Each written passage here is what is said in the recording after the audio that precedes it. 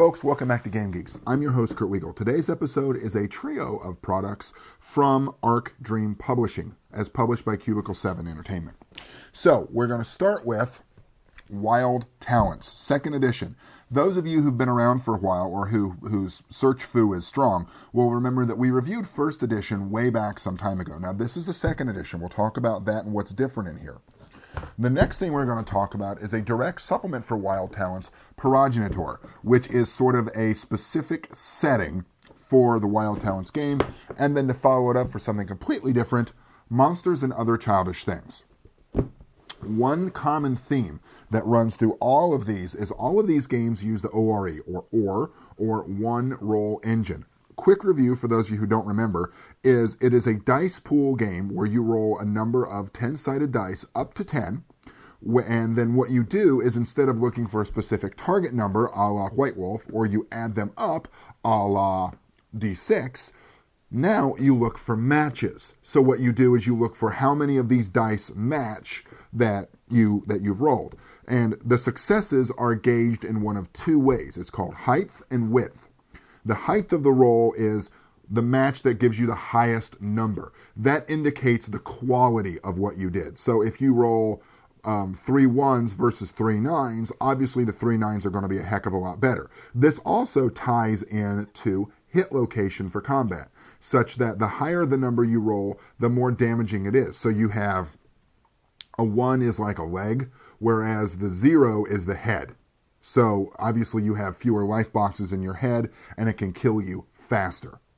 The second axis of determining success is the width of the roll, and that's how many you succeeded in, or how many of those dice matched at that level. So if you, like I said, if you have a 3x9, which is how they describe it, you have 3 nines in your pool, the width is sort of a description of how quickly or how efficiently you did the job.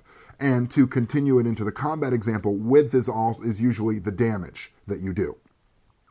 So you roll those 10-sided die. There are 3 kinds of dice, not different colors, but that do different things in the ORE. You've got your normal dice, which you roll, your hard dice, which are always a 10. So you always succeed. If you have 2 hard die, you're always going to succeed, and you're going to do it well. The problem is you cannot pull your punch. You cannot do it. So if you roll 4 10 hard dice, you're probably going to kill somebody every single time. You can't just pull it back, and you can't just say, well, I only want to use 2 of my hard dice now. If you use any of them, you got to use all of them. The hard dice are markedly more expensive than the regular die. Now, the third kind is even more expensive than that, and that's called a Wiegel die. You set that for whatever you want it to be.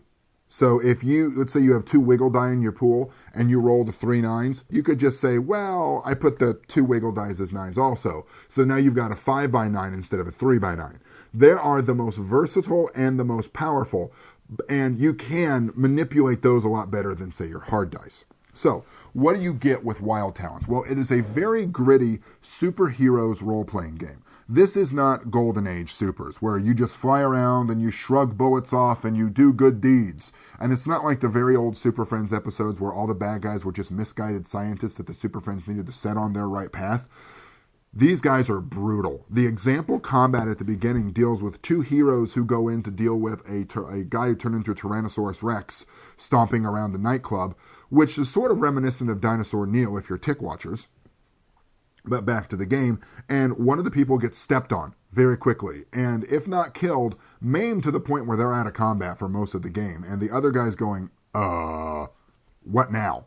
So, what you do is you build up your character using skill attributes. Now, your attributes are pretty standard for what you come to expect from a role-playing game. Body, coordination, sense, mind, charm, and command. So you've got the 6. You put dice in there just depending on how many you want. You have a number of skills you can put in as well.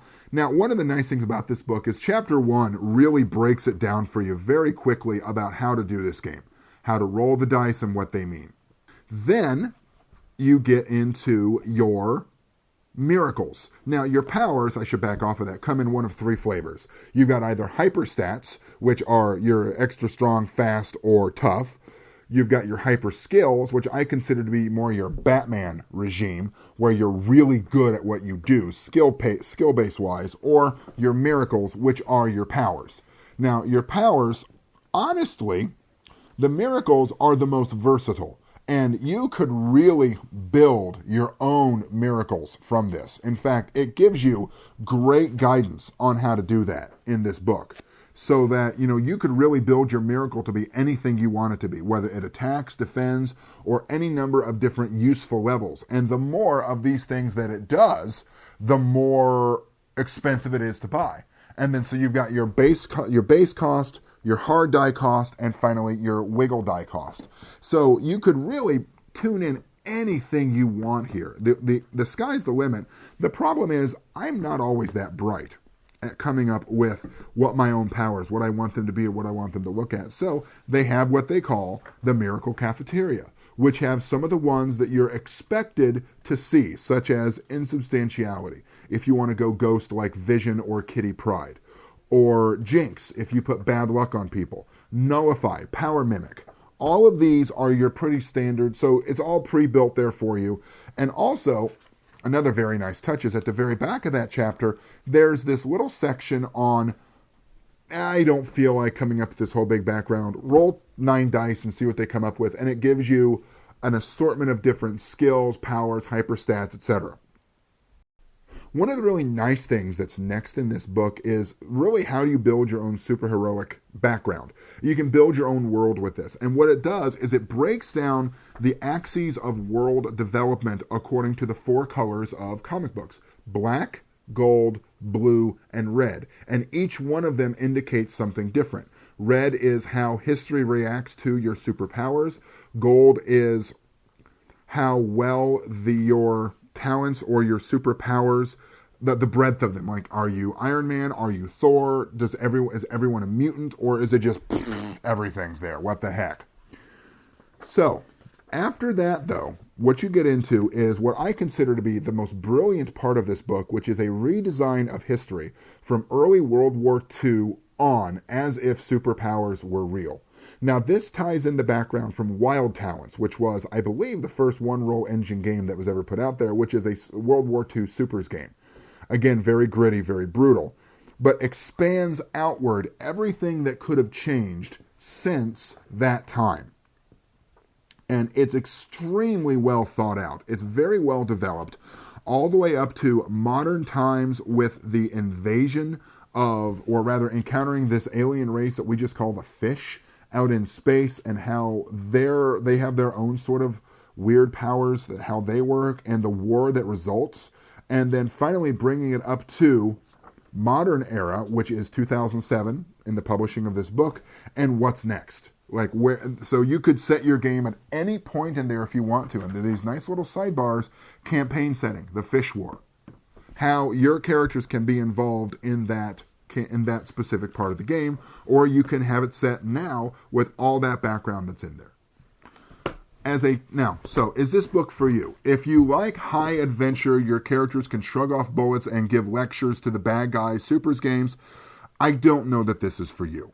If you like a darker, grittier supers game where you can shrug off bullets if you know they're coming, but if you don't know they're there, then you're going to die, this might be something you're interested in. I love the background and the setting. It's what I like to describe it as a slightly darker, in terms of the game system itself, it's a slightly darker version of The Authority. Because that was a brutal supers game that I dearly loved. Now, as a supplement to this, Progenitor. This is a completely different campaign setting. Not a whole lot of new rules that are necessarily introduced here, other than applications of what's already there. Now, in Progenitor, the idea is in 1967, a single woman gains all these amazing powers. Amanda Sykes, for some reason that no one really knows, all of a sudden gains almost every superpower known to man. She just gets it. And what she does is she tries to do good. And she does, mostly. And it gets into a lot of questions of, well, what's good? How do you define good? Her version, the people who are manipulating or controlling her, it's all there. and how just because you have superpowers doesn't mean you can save everyone, and doesn't mean that you can completely change the world. Now, interestingly enough, the reason it's called Progenitor is every single super is in some way has their powers derived from hers. Either they interacted with her or they saw her on TV, and there are these different generations or levels of supers that they call the lineage. Such that, if you are a direct descendant in terms of power, tier 2 as they call it, power from her, your lineage is directly from Amanda Sykes. And all of these levels therefore spread out. The further you are from her, the less powerful you are.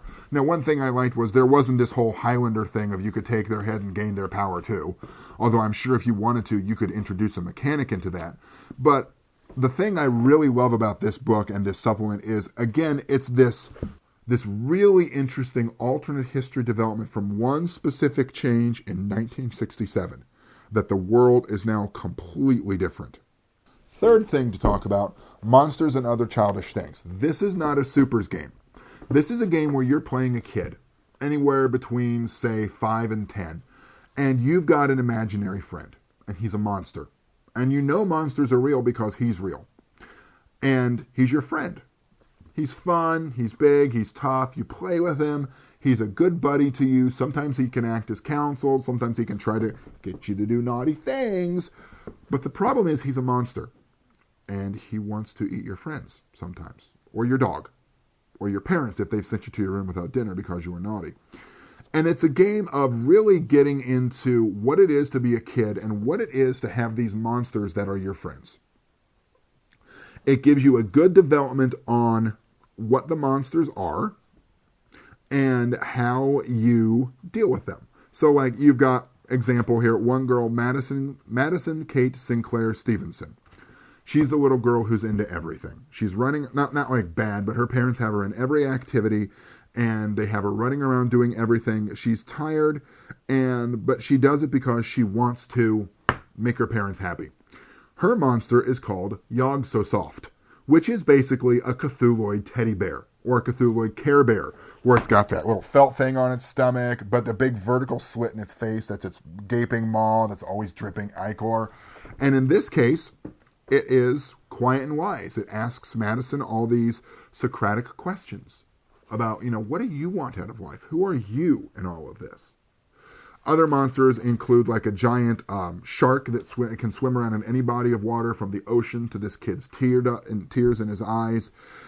This really, in my opinion, delves into the psychology of being a child. It's a streamed down version of One Roll Engine. It's not as complicated. And it delves into the psychology of being a child and having a monster as your best friend. Again, these are 3 books that all use the One Roll Engine in different ways. In Wild Talents and Progenitor, or Progenitor, however you want to say it, it's a gritty supers game, each with its own different point of view on how supers can change the world. That's what I like about those, is it doesn't assume that the world is just the way it is, we just have Superman flying around. No, things would be very different if we had supers in this world. That's what these 2 games address. Whereas Monsters and Other Childish Things directly address the questions of childhood, imagination, and monsters, and the things that want to take your childhood, your imagination, and your monsters away from you. For Game Geeks, I'm your host, Kurt Wiegel. Good day and good gaming.